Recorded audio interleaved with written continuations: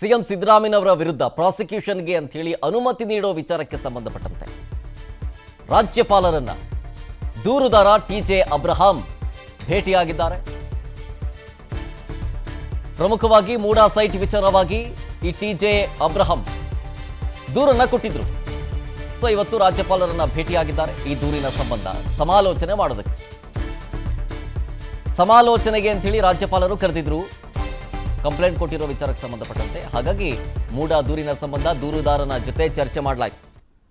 So ಅಲ್ಲಿಗೆ ಪ್ರಶ್ನೆ ಏನು ಅಂತಂದ್ರೆ, ಪ್ರಾಸಿಕ್ಯೂಷನ್ಗೆ ರಾಜ್ಯಪಾಲರು ಅನುಮತಿ ಕೊಡ್ತಾರಾ ಅನ್ನೋ ವಿಚಾರ. ಸದ್ಯ ರಾಜ್ಯಪಾಲರ ನಡೆ, ತಾವರ್ ಚಂದ್ ಗೆಹ್ಲೋಟ್ ಅವರ ನಡೆ ಯಾವ ರೀತಿ ಇರುತ್ತೆ ಅಂತ ಹೇಳಿ, ಪ್ರಾಸಿಕ್ಯೂಷನ್ಗೆ ಅನುಮತಿ ಕೊಡ್ತಾರಾ ಅಥವಾ ಕೊಡೋದಿಲ್ವಾ ಅನ್ನುವಂತಹ ಪ್ರಶ್ನೆಗಳು ಎದುರಾಗ್ತಾ ಇದ್ದಾವೆ. ಸೊ 2 ದಿನದ ಹಿಂದೆಯಷ್ಟೇ ಗೃಹ ಸಚಿವ ಡಾಕ್ಟರ್ ಜಿ ಪರಮೇಶ್ವರ್ ಅವರು ಹೇಳಿದ್ರು,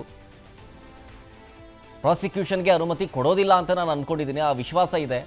ಇದೆಲ್ಲ ಸುಮ್ಮನೆ ಸುಳ್ಳು ಆರೋಪಗಳು, ಅದಕ್ಕೆಲ್ಲ ಅವರು ಸೊಪ್ಪು ಹಾಕಲ್ಲ, ಸುಳ್ಳಿಗೆಲ್ಲ ಸೊಪ್ಪು ಹಾಕಲ್ಲ ಅಂತ ಅಂದ್ಕೊಂಡಿದ್ದೀವಿ, ಅವ್ರ ಮೇಲೆ ನಂಬಿಕೆ ಇದೆ ಅನ್ನುವಂತಹ ಮಾತುಗಳನ್ನು ಆಡ್ತಾ ಇದ್ರು. ಬಟ್ ತಾವರ್ ಚಂದ್ ಗೆಹ್ಲೋಟ್ ಅವರ ನಡೆ ಏನಿರುತ್ತೆ ಅನ್ನೋದು ಗೊತ್ತಾಗಬೇಕಾಗತ್ತೆ. ಇನ್ನು ನೋಡಿ, ಒಂದು ಕಡೆ ಬಿಜೆಪಿ ಪಾದಯಾತ್ರೆಯನ್ನು ಹಮ್ಮಿಕೊಂಡಿದ್ರೆ ಅದಕ್ಕೆ ಟಾಂಗ್ ಕೊಡೋದಕ್ಕೆ ಕಾಂಗ್ರೆಸ್ ಸಮಾವೇಶವನ್ನ, ಅಂದ್ರೆ 1 ದಿನಕ್ಕೂ ಮುಂಚಿತ ಸ್ಥಳದಲ್ಲೇ ಸಮಾವೇಶವನ್ನ ಮಾಡ್ತಾ ಇದೆ. ಸೊ ಕಾಂಗ್ರೆಸ್ನ ಇವತ್ತಿನ ಸಮಾವೇಶದಲ್ಲಿ ಕಾನ್ಸ್ಟೇಬಲ್ ಒಬ್ಬರು ಕುಸಿದು ಬಿದ್ದಿದ್ದಾರೆ.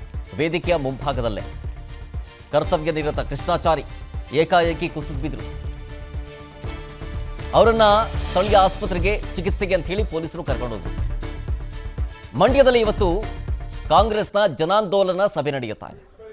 ಈ ಸಭೆಯಲ್ಲಿ ಏಕಾಏಕಿ ಕುಸಿದು ಬಿದ್ದಿದ್ದಾರೆ.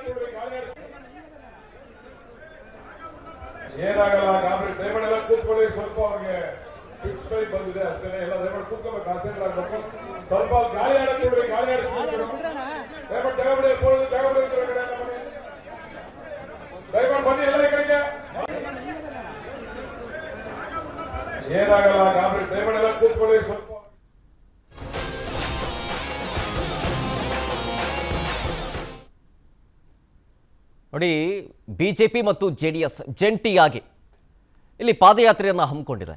ಸೊ ಅದರ ಭಾಗವಾಗಿ ನಿಖಿಲ್ ಕುಮಾರಸ್ವಾಮಿ ಅವರು ಕೂಡ ಈ ಪಾದಯಾತ್ರೆಯಲ್ಲಿ ಭಾಗಿಯಾಗಿ ಕಾಂಗ್ರೆಸ್ ವಿರುದ್ಧ ವಾಗ್ದಾಳಿಯನ್ನು ನಡೆಸಿದ್ದಾರೆ. ರಾಜ್ಯದ ಬೊಕ್ಕಸದ ಹಣ ಬೇರೆ ರಾಜ್ಯದ ಚುನಾವಣೆಗೆ ಬಳಕೆ ಆಗ್ತಾ ಇದೆ, ಬಳಕೆ ಆಗಿದೆ, ಕಾಂಗ್ರೆಸ್ ಸರ್ಕಾರದಿಂದ ದಲಿತರಿಗೆ ಸೇರಿದಂತಹ ಹಣ ಲೂಟಿಯಾಗಿದೆ ಅಂತ ಹೇಳಿ ಜೆಡಿಎಸ್ನ ಯುವ ನಾಯಕ ನಿಖಿಲ್ ಕುಮಾರಸ್ವಾಮಿ ವಾಗ್ದಾಳಿ ನಡೆಸಿದರು.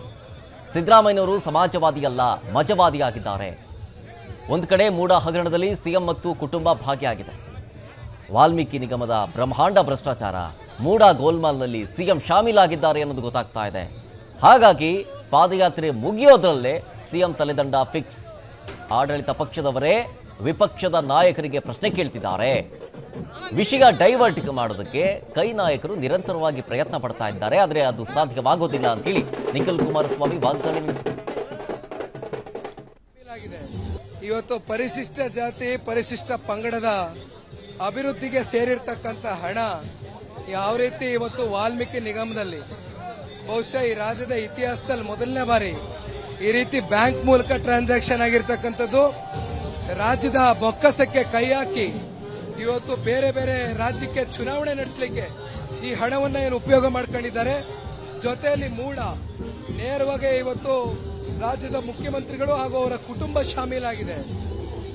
ಹಾಗಾಗಿ ಇವೆರಡರ ವಿರುದ್ಧವಾಗಿ ನಮ್ಮ ಹೋರಾಟವನ್ನು ಇವತ್ತೇನು ಕೈಗೊಂಡಿದ್ದೇವೆ. ಅಪ್ ಟು ಮೈಸೂರು, ಇವತ್ತು ನಿಡಗಢದಿಂದ ಅಪ್ ಟು ಮಂಡ್ಯವರೆಗೂ ಈ ಪಾದಯಾತ್ರೆ ಸಾಗುತ್ತೆ. 100% ಇವತ್ತೇನು ಮಾನ್ಯ ಸಿದ್ದರಾಮಯ್ಯನವರು ನೇರವಾಗಿ ಮೂಡಾ ಇರ್ಬೋದು, ವಾಲ್ಮೀಕಿ ಇರ್ಬೋದು, ಎರಡರಲ್ಲೂ ನೇರವಾಗಿ ಇವತ್ತು ಶಾಮೀಲಾಗಿರ್ತಕ್ಕಂಥದ್ದು. ಇವತ್ತು ಅವರ ತಲೆದಂಡ ಖಚಿತ.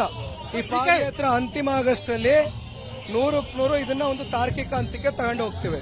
ಇಷ್ಟು ವರ್ಷಗಳ ಕಾಲ ಅಹಿಂದ ನಾಯಕ, ನಾನು ಅಹಿಂದ ವರ್ಗದ ಪರವಾಗಿ ನಿಂತಿರ್ತಕ್ಕಂಥ ನಾಯಕ ಅಂತ ಬಿಂಬಿಸ್ಕೊಂಡ್ ಬಂದಿದ್ದಾರೆ.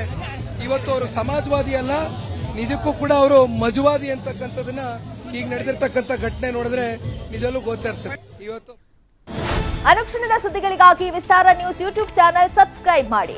ಹೊಸ ಸುದ್ದಿಗಳ ನೋಟಿಫಿಕೇಶನ್ಗಾಗಿ ಬೆಲ್ ಐಕಾನ್ ಕ್ಲಿಕ್ ಮಾಡಿ. ಲೇಟೆಸ್ಟ್ ಅಪ್ಡೇಟ್ಸ್ಗಾಗಿ www.vistaranews.com ವೆಬ್ಸೈಟ್ಗೆ ವಿಸಿಟ್ ಮಾಡಿ. ಅಂಗೈಯಲ್ಲೇ ಜಗತ್ತಿನ ಸುದ್ದಿ ತಿಳಿಯಲು ವಿಸ್ತಾರ ನ್ಯೂಸ್ ಕನ್ನಡ ಆಪ್ ಡೌನ್ಲೋಡ್ ಮಾಡಿ.